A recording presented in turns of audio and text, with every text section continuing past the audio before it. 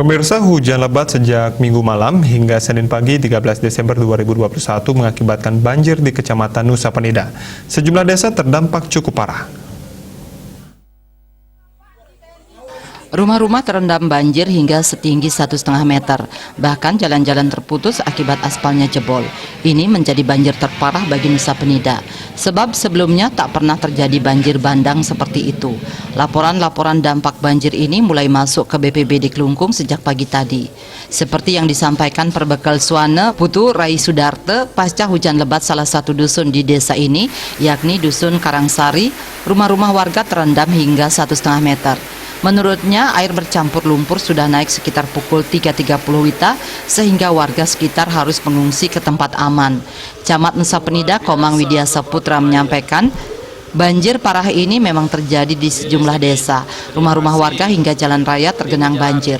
Bahkan di Celuk ketinggian banjir sampai mencapai bahu orang dewasa. Sementara di Desa Kutampi warga berupaya menyelamatkan barang-barangnya dari terjangan banjir. Kejadian ini mengagetkan mereka karena terjadi saat masih tertidur lelap. Di tengah hujan lebat, banjir tiba-tiba menerjang tembok penyengker sebelum masuk ke dalam rumah, bak aliran sungai. Beberapa sepeda motor pun harus dinaikkan ke tempat yang lebih tinggi agar tidak hanyut terbawa arus banjir. Bupati Klungkung Nyoman Swirte segera meminta petugas BPBD dan Dinas PUPR agar mengatur personil guna melakukan penanganan banjir di Nusa Penida. PUPR diminta agar melakukan identifikasi di mana terjadi penutupan irigasi atau akses air untuk mengetahui apa penyebab utama banjir parah ini. Ia juga mengaku menerima informasi dari Perbekal PED bahwa jembatan timur di Pura Penataran PED juga jebol akibat diterjang banjir bandang.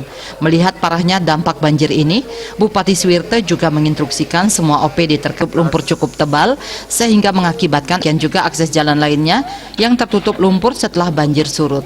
Bagi Arte Bali Pos melaporkan.